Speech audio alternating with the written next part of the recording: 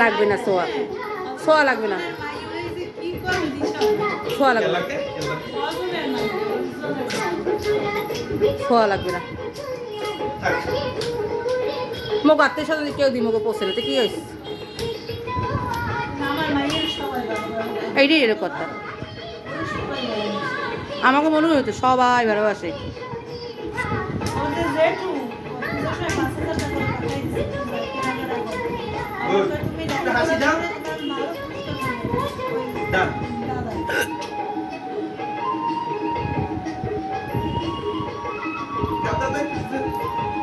যাও আবার এই টেন্ডার্সটা পারবে সবাই।